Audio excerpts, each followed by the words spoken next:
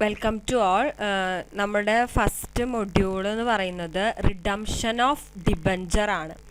ഈ ഡിബഞ്ചർ എന്ന് പറഞ്ഞാൽ എന്താന്ന് വെച്ചാൽ കമ്പനി ഫണ്ട് റൈസ് ചെയ്യാൻ വേണ്ടിയിട്ട് നമ്മുടെ പബ്ലിക്കിന് അല്ലെങ്കിൽ ഇൻവെസ്റ്റർക്ക് ഇഷ്യൂ ചെയ്യുന്ന ഒരു സെക്യൂരിറ്റിയാണ് എന്ത് ഡിബഞ്ചർ എന്ന് പറയുന്നത്. എന്ന് വെച്ചാൽ ഈ ഡിബഞ്ചർ ഇഷ്യൂ ചെയ്തിട്ട് കമ്പനി എന്താണ് പബ്ലിക്കിൻ്റെ നിന്ന് ഫണ്ട് റൈസ് ചെയ്തിട്ടുണ്ടായിരിക്കും. ആക്ച്വലി ഇതിന് നമ്മൾ കടപ്പത്രം എന്നൊക്കെയാണ് പറയുക. നിങ്ങൾ കേട്ടിട്ടുണ്ടാവും ഡിബഞ്ചർ എന്ന വാക്ക്.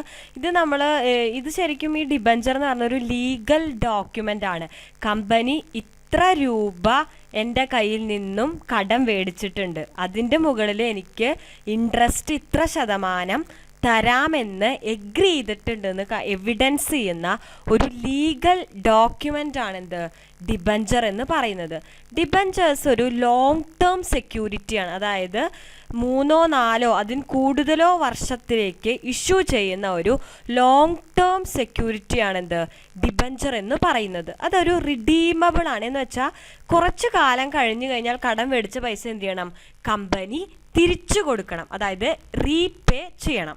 അതിൻ്റെ കണ്ടീഷൻസും കാര്യങ്ങളൊക്കെയാണ് നമ്മൾ എന്ത് പറയുന്നത് ഈ ചാപ്റ്ററിൽ പഠിക്കുന്നത്. ഈ ചാപ്റ്ററിൻ്റെ പേര് തന്നെ റിഡംഷൻ ഓഫ് ഡിബഞ്ചേഴ്സ് എന്നാണ്. റിഡംഷൻ ഓഫ് ഡിബഞ്ചേഴ്സ് എന്നതുകൊണ്ട് ഉദ്ദേശിക്കുന്നത് എന്താണെന്ന് വെച്ചാൽ repayment of amount of debentures ആണ്. അതായത് കമ്പനി പബ്ലിക്കിൻ്റെ നിന്നും മേടിച്ചിരിക്കുന്ന എമൗണ്ട് തിരിച്ചു കൊടുക്കുന്ന ആ പ്രോസസ്സിന് പറയുന്ന പേരാണ് എന്ത് റിഡംഷൻ ഓഫ് ഡിബഞ്ചേഴ്സ് എന്ന് പറയുന്നത്. It's a repayment of amount of debentures to the debenture holder. Debenture ഹോൾഡറുടെ കയ്യിൽ നിന്നും മേടിച്ച എമൗണ്ട് തിരിച്ച് അവർക്ക് കൊടുക്കുന്ന, അതായത് ലൈബിലിറ്റി ഡിസ്ചാർജ് ചെയ്യുന്ന പ്രോസസ്സിനെ പറയുന്ന പേരാണ് എന്ത് redemption of debentures. So redemption of debenture എന്ന് പറഞ്ഞാൽ എന്താണ്? It's a repayment of amount of debentures to the debenture holder. എല്ലാവർക്കും ക്ലിയർ ആയി എന്ന് വിചാരിക്കണം. അപ്പോൾ എന്താണ്, അങ്ങനെ ഒരു റീപേയ്മെൻറ്റ് നടത്തുമ്പോൾ എന്താണ് കമ്പനിയുടെ ലൈബിലിറ്റി അവിടെ റെഡ്യൂസ് ചെയ്യും. That is discharge of liability on account of debentures. Clear ആയി എന്ന് വിചാരിക്കണു. ഇങ്ങനെ നമ്മൾ റീപേയ്മെൻറ്റ് നടത്തണമെങ്കിൽ അല്ലെങ്കിൽ ഡിബഞ്ചർ ഇഷ്യൂ ചെയ്യണമെങ്കിൽ കമ്പനിയുടെ ആർട്ടിക്കിൾ ഓഫ് അസോസിയേഷൻ എന്ന് പറഞ്ഞ ഡോക്യുമെൻറ്റ് ഓതറൈസ്ഡ് ആയിരിക്കണം. അതായത് ആർട്ടിക്കിൾ ഓഫ് അസോസിയേഷനിൽ പറഞ്ഞിട്ടുണ്ടാവണം കമ്പനി ഡിബഞ്ചർ ഇഷ്യൂ ചെയ്യുന്നുണ്ട്, അത് ഇന്ന രീതിയിൽ റെഡീം ചെയ്യാൻ വേണ്ടിയിട്ട് റെഡീം ചെയ്യണമെന്ന് ഒരു ആർട്ടിക്കിൾ ഓഫ് അസോസിയേഷൻ ഓതറൈസ് ചെയ്യണം. ആർട്ടിക്കിൾ ഓഫ് അസോസിയേഷൻ ഓതറൈസ് ചെയ്തിട്ടുണ്ടെങ്കിൽ മാത്രമേ കമ്പനിക്ക് ഡിബഞ്ചേഴ്സ് ഇഷ്യൂ ചെയ്യാനും അത് റീപേ ചെയ്യാനും പറ്റുള്ളൂ. എപ്പോഴും ഡിബഞ്ചേഴ്സ് നമ്മൾ പ്രോസ്പെക്ടസിൽ ഡിബഞ്ചറിൻ്റെ ഡേറ്റ് പറയണം. പ്രോസ്പെക്ടസ് എന്ന് പറഞ്ഞാൽ എന്താണ്? ഡിബഞ്ചർ ഇഷ്യൂ ചെയ്യുന്നതിന് മുമ്പ് നമ്മൾ ഒരു ഇൻവിറ്റേഷൻ കൊടുക്കില്ലേ, invitation to subscribe debentures or share ആണ് എന്ത് പ്രോസ്പെക്ടസ് എന്ന് പറയുന്നത്. അതായത് ഇത്ര ഡിബഞ്ചേഴ്സ് ഇത്ര രൂപയ്ക്ക് സബ്സ്ക്രൈബ് ചെയ്യാൻ ആർക്കെങ്കിലും താല്പര്യമുണ്ടോ, ഇത്ര ഇൻട്രസ്റ്റിൽ എന്ന് ചോദിച്ചിട്ട് കമ്പനി പ്രിപ്പയർ ചെയ്യുന്ന ഒരു ഇൻവിറ്റേഷനാണ് എന്ത് പ്രോസ്പെക്ടസ് എന്ന് പറയുന്നത്. ആ പ്രോസ്പെക്ടസിൽ എന്തുണ്ടാവും? കമ്പനീനെ കുറിച്ചുണ്ടായിരിക്കും, കമ്പനിയുടെ രജിസ്റ്റേർഡ് ഓഫീസ് ഉണ്ടായിരിക്കും, കമ്പനിയുടെ ഷെയർ ഹോൾഡേഴ്സ്, അവരുടെ ടൈറ്റിലുകൾ, കമ്പനിയുടെ അസറ്റ്സ്, ലൈബിലിറ്റീസ് എന്നാണ് ഈ ഡിബഞ്ചർ തിരിച്ച് നൽകുക. അതായത് ഡ്യൂ ഡേറ്റ് ഓഫ് ഡിബഞ്ചറും ഉണ്ടായിരിക്കും. അപ്പോൾ ആ ഡ്യൂ ഡേറ്റിന് മുമ്പ് തന്നെ എന്ത് ചെയ്യണം? കമ്പനി ഈ ഡിബഞ്ചേഴ്സ് റീപേയ്മെൻറ്റ് ചെയ്തിരിക്കണം. അപ്പോൾ ക്ലിയർ ആയെന്ന് വിചാരിക്കുന്നു. റിഡംഷൻ ഓഫ് ഡിബഞ്ചേഴ്സ് എന്ന് പറഞ്ഞാൽ എന്താണ്? Repayment of amount of debentures to the debenture holder or discharge of the liability on account of debentures. Next, ഇനി കണ്ടീഷൻസ് എന്ന് പറയും. കണ്ടീഷൻ എന്ന് പറഞ്ഞാൽ അതിൻ്റെ കുറച്ച് കാര്യങ്ങളാണ്. ടൈം, റെഡീം ചെയ്യേണ്ട ടൈം. പ്രോസ്പെക്ടസിൽ പറഞ്ഞിരിക്കുന്ന ഡ്യൂ ഡേറ്റിൽ തന്നെ അല്ലെങ്കിൽ അതിന് മുമ്പ് തന്നെ എന്ത് ചെയ്യണം? കമ്പനി ഡിബഞ്ചേഴ്സിൻ്റെ എമൗണ്ട് എന്ത് ചെയ്യണം? തിരിച്ച് നൽകണം, അല്ലെങ്കിൽ റീപേയ്മെൻറ്റ് നടത്തിയിട്ടിരിക്കണം. പിന്നെ വരുന്നത് എന്താണെന്ന് വെച്ചാൽ പേയ്മെൻറ്റ് മോഡ്. കമ്പനിക്ക് 2 തരത്തിൽ ഡിബഞ്ചേഴ്സ് തിരിച്ചു കൊടുക്കാം. ഒന്നില്ലെങ്കിൽ ഇൻസ്റ്റാൾമെൻ്റ് ആയിട്ട്, അല്ലെങ്കിൽ ലംസം ആയിട്ട് ആ ഡ്യൂ ഡേറ്റിന് മുമ്പ് കൊടുക്കാം. അപ്പോൾ രണ്ടാണെങ്കിലും എങ്ങനെയാണോ കമ്പനിയുടെ ആർട്ടിക്കിൾ ഓഫ് അസോസിയേഷൻ ഓതറൈസ് ചെയ്യുന്നത്, അല്ലെങ്കിൽ ഇഷ്യൂ കണ്ടീഷൻസ് എപ്രകാരമാണോ അതുപോലെ നമുക്ക് എന്ത് ചെയ്യാം, തിരിച്ചു ലംസം ആയിട്ട് കൊടുക്കാനാണ് ഓതറൈസ് ചെയ്തിരിക്കുന്നത് ആ ഡ്യൂ ഡേറ്റിന് മുമ്പ് ഇത് ആ ലാർജ് എമൗണ്ട്, ബൾക്ക് എമൗണ്ട് അവർക്ക് കൊടുത്താൽ മതി. ശരി, ഇൻസ്റ്റാൾമെൻ്റ് ആയിട്ടാണ് കൊടുക്കണതെങ്കിൽ ആ 20 കൊല്ലത്തേക്കാണെങ്കിൽ 20 കൊല്ലം ഇത്ര എമൗണ്ട് പ്രിൻസിപ്പൽ പ്ലസ് ഇൻട്രസ്റ്റ് കൊടുക്കണം എന്നായിരിക്കും പറയണത്. അപ്പോൾ ആ കണ്ടീഷൻ പ്രകാരം നമ്മൾ എന്ത് ചെയ്യണം, അത് തിരിച്ച് കൊടുക്കണം. പിന്നെ ഇഷ്യൂ ഡിബഞ്ചേഴ്സ് സാധാ ഷെയർ ഇഷ്യൂ ആണ് അറ്റ് പാർ. പാർ എന്ന് പറഞ്ഞാൽ എന്താണ്, 100 രൂപയുടെ ഷെയർ ആണെങ്കിൽ 100 രൂപയ്ക്ക് ഫേസ് വാല്യൂവിൻ്റെ അതേ റേറ്റിൽ ഇഷ്യൂ ചെയ്താലാണ് എന്ത് പറയുന്നത്, par. May be premium. Premium എന്ന് പറഞ്ഞാൽ എന്താണ്, ഫേസ് വാല്യൂവിനെക്കാട്ടിലും കൂടുതൽ രൂപയ്ക്ക് കൊടുക്കുക. അതായത് 100 രൂപയുടെ ഡിബഞ്ചർ 110, 120, 105 കൊടുക്കുന്നതാണ് പ്രീമിയം. And discount. ഡിസ്കൗണ്ട് എന്ന് പറഞ്ഞാൽ എന്താണ്, 100 രൂപയുടെ ഷെയർ 99 രൂപയ്ക്ക് ഇഷ്യൂ ചെയ്യുന്നതിനാണ് എന്ത് പറയുന്നത്, ഡിസ്കൗണ്ട് എന്ന് പറയാം. ഫേസ് വാല്യൂവിൽ തന്നെ ഇഷ്യൂ ചെയ്താൽ അത് അറ്റ് പാർ.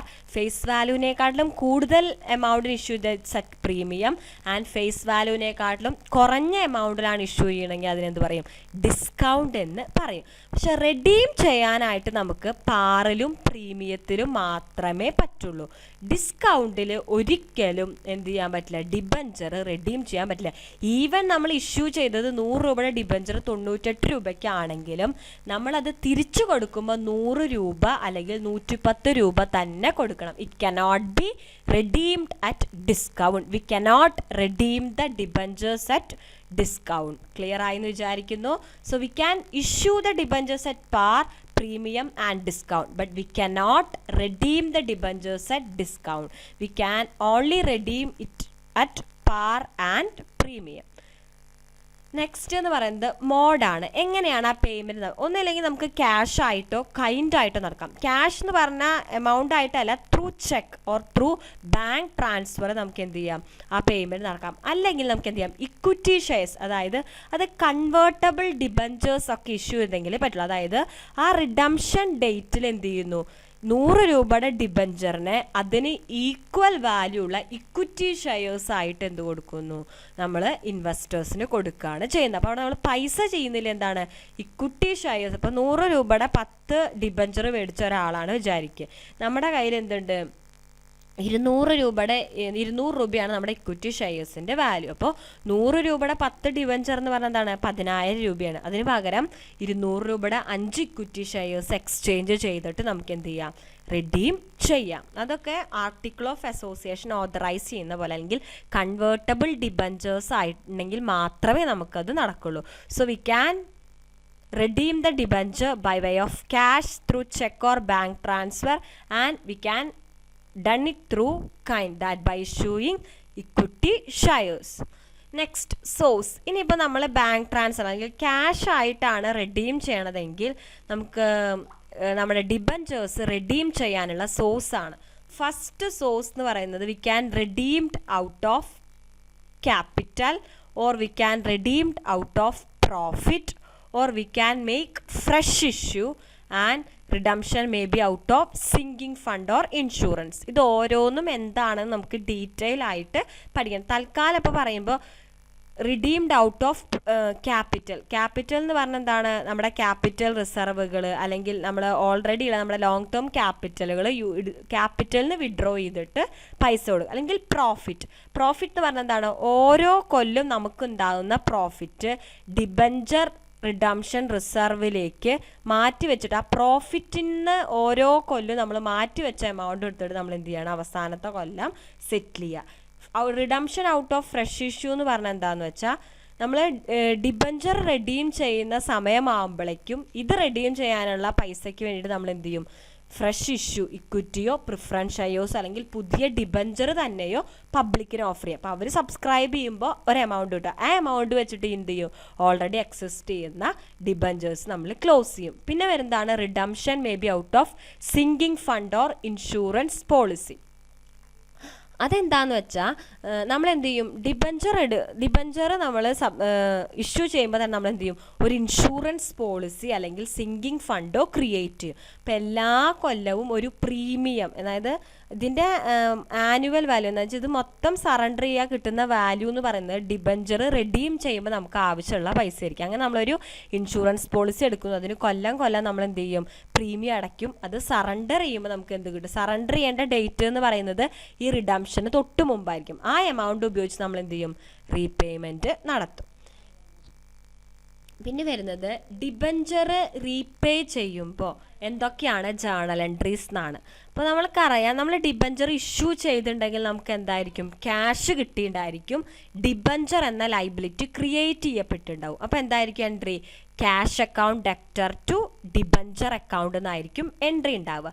പക്ഷെ അത് റീപേയ്മെൻറ്റ് നടത്തുമ്പോൾ എന്താണ്, നമ്മളിൽ നിന്ന് ഡിബഞ്ചർ എന്ന ലൈബിലിറ്റി പോവാണ്. അപ്പോൾ ക്രെഡിറ്റ് ഉണ്ടാകുന്ന ഡിബഞ്ചറിന് എന്തുണ്ടാവും, ഡെബിറ്റ് ആവും. അപ്പോൾ debenture account debtor to debenture holder, അതായത് ഡിബഞ്ചർ എന്ന ലൈബിലിറ്റി പോയി, പകരം എന്തായി, ഡിബഞ്ചർ ഹോൾഡർ എന്ന ഒരു സൺട്രി ക്രെഡിറ്റർ നമുക്ക് ക്രിയേറ്റ് ആവുകയാണ്. അപ്പോൾ debenture account debtor to debenture holder, അതാണ് എന്ത്, ഡ്യൂ ആകുമ്പോഴുള്ള എൻട്രി. പിന്നെ അത് നമ്മൾ പേയ്മെൻറ്റ് നടത്തി കഴിഞ്ഞാൽ എൻട്രി വരിക, ഇതിനകത്ത് എഴുതിയിട്ടില്ല, എന്തായിരിക്കും, ക്യാഷ് നമ്മുടെ നിന്ന് പോവും, ഡിബഞ്ചർ ഹോൾഡർ മുകളിൽ. അപ്പോൾ debenture holder account debtor to cash, അത് ഞാൻ ഡീറ്റെയിൽ ആയിട്ട് പ്രോബ്ലം ചെയ്യുമ്പോൾ പറയാം. പിന്നെ എന്തായാലും ഡിബഞ്ചർ എന്ന് പറയുന്നത് എപ്പോഴും എന്താണ്, ഒരു ഇൻട്രസ്റ്റ് ബയർ ചെയ്യുന്ന സെക്യൂരിറ്റിയാണ്, ഒരു ഫിക്സഡ് ഇൻട്രസ്റ്റ് ഉള്ള ഒരു സെക്യൂരിറ്റിയാണ് എന്ത്, ഡിബഞ്ചർ എന്ന് പറയുന്നത്. സോ എന്താണ്, ഇൻട്രസ്റ്റ് നമ്മൾ കൊടുക്കണം കൊല്ലം. അപ്പം ഇൻട്രസ്റ്റിൻ്റെ എന്താണ് entry, interest on debenture account debtor to bank, cash പോവാണ്. അപ്പോൾ ഈ എൻട്രി ഒന്ന് മനസ്സിൽ വെക്കുക. പാറലാണെങ്കിലും പ്രീമിയത്തിലാണെങ്കിലും ഡിസ്കൗണ്ടിലാണെങ്കിലും ഒക്കെ ഉള്ള ബേസിക് എൻട്രി ഇതാണ് debenture account debtor to debenture holder due ആവുമ്പോൾ. ഇനി പേയ്മെൻറ്റ് നടത്തി കഴിഞ്ഞാൽ എന്തായിരിക്കും, debenture holder account debtor to cash, interest pay ചെയ്യാൻ interest on debenture account debtor to bank. പിന്നെ നിങ്ങൾ കേട്ടുപരിചയം ഉണ്ടാവില്ല, ഒരു ഡിബഞ്ചർ റിഡംഷൻ റിസർവ് എന്ന് പറയുന്നത്, ഇത് ക്വസ്റ്റ്യൻ പേപ്പറിലൊക്കെ ചോദിക്കാറുണ്ട്. എന്താ ഈ ഡിബഞ്ചർ റിഡംഷൻ റിസർവ് എന്ന് പറയുന്നത്, സെബിയുടെ ഗൈഡ് ലൈൻസ് പ്രകാരം ഡിബഞ്ചർ ഇഷ്യൂ ചെയ്യുന്ന എല്ലാ കമ്പനീസും എന്തുണ്ടായിരിക്കണം, ഡിബഞ്ചർ റിഡംഷൻ റിസർവ് മെയിൻറ്റെയിൻ ചെയ്യണം. ഇതിൻ്റെ പർപ്പസ് എന്താന്ന് വെച്ചാൽ റീപേയ്മെൻറ്റ് ഓഫ് റിസ്ക് ഡിഫോൾട്ട് ഒഴിവാക്കാൻ, അതായത് ഡിബഞ്ചർ ഹോൾഡർക്ക് എമൗണ്ട് തിരിച്ച് കിട്ടാതിരിക്കാനുള്ള അസാധ്യത ഒഴിവാക്കുക എന്നുള്ളതാണ് എന്ത്, ഈ ഡിബഞ്ചർ റിഡംഷൻ റിസർവിൻ്റെ objective. Help to minimise the risk of default on repayment of debentures. അതെപ്പോഴും ഡിബഞ്ചർ റിഡംഷൻ റിസർവ് എപ്പോഴും ഡിബഞ്ചർ ഹോൾഡറുടെ ഒബ്ലിഗേഷൻ സെറ്റിൽ ചെയ്യും, അല്ലെങ്കിൽ അവിടെ ഒരു സഫിഷ്യൻറ്റ് ഫണ്ട് ഉണ്ട് എന്നുള്ള കാര്യം എൻസ്വയർ ചെയ്യും.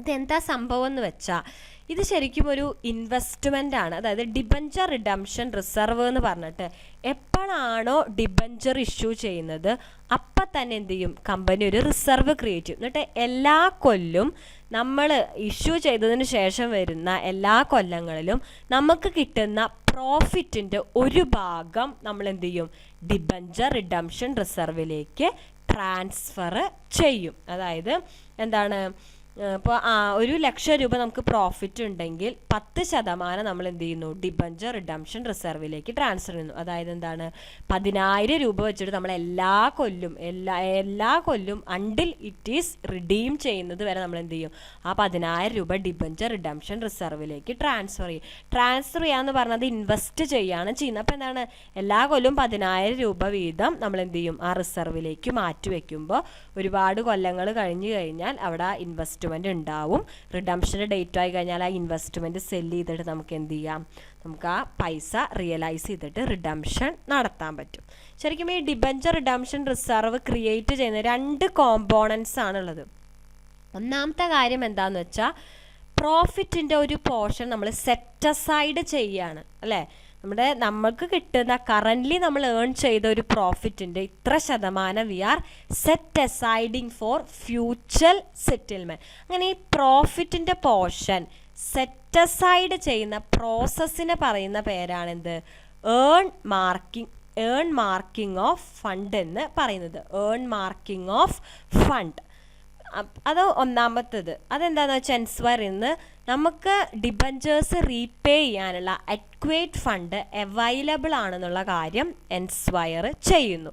പിന്നെ വേറൊരു കാര്യം അല്ലെങ്കിൽ ഒരു സെക്കൻഡ് കോമ്പോണൻറ്റ് എന്ന് പറയുന്നത് എന്താണെന്ന് വെച്ചാൽ ഇൻവെസ്റ്റ്മെൻറ്റ് ഓഫ് ഫണ്ടാണ്. അതായത് നമ്മളിങ്ങനെ സെറ്റ് അസൈഡ് ചെയ്യുന്ന പ്രോഫിറ്റ് വെറുതെ കമ്പനിയിൽ സൂക്ഷിക്കുകയല്ല ചെയ്യുക. അത് വേറെ പുറത്ത് കൊണ്ടുപോയിട്ട് ഇൻവെസ്റ്റ് ചെയ്യും. മേ ബി ബാങ്കിലായിരിക്കാം, അല്ലെങ്കിൽ മറ്റ് ഷെയറുകളിലായിരിക്കാം, അല്ലെങ്കിൽ മ്യൂച്വൽ ഫണ്ടിലായിരിക്കാം. അപ്പോൾ എന്താണ് കമ്പനിയുടെ ലിക്വിഡിറ്റി എന്ന് പറഞ്ഞാൽ എന്താണ് റീപേയ്മെൻറ്റ് കപ്പാസിറ്റി ഇൻക്രീസ് ചെയ്യുന്നു, അല്ലെങ്കിൽ എൻസ്വയർ ചെയ്യുന്നു. അതായത് നമ്മൾ ഷോർട്ട് ടേം ഇൻവെസ്റ്റ്മെൻറ്റിലാണ് ഇങ്ങനെയുള്ള ഫണ്ടുകൾ ഇൻവെസ്റ്റ് ചെയ്യുക. അതായത് ലിക്വിഡിറ്റി എന്ന് പറഞ്ഞാൽ ability to convert asset into cash ആണ് ഈ ലിക്വിഡിറ്റി എന്ന് പറയുന്നത്. അപ്പോൾ ഇൻവെസ്റ്റ്മെൻ്റ് ഒക്കെ നമുക്ക് പെട്ടെന്ന് സെയിൽ ചെയ്യാൻ പറ്റും. അപ്പോൾ 2 കോമ്പോണൻ്റ് ആണ് ഡിബഞ്ചർ റിഡംഷൻ റിസർവിലൂടെ നമുക്ക് സാധ്യം. ഒന്നാമത്തെ എന്താണ്?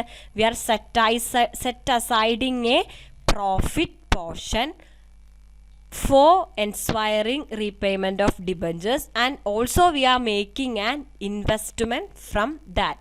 SEBI guidelines പ്രകാരം ഡിബഞ്ചർ റിഡംഷൻ റിസർവ് ഡിബഞ്ചറിൻ്റെ ഫേസ് വാല്യൂൻ്റെ 25% എങ്കിലും റെപ്രസെൻറ്റ് ചെയ്യണം.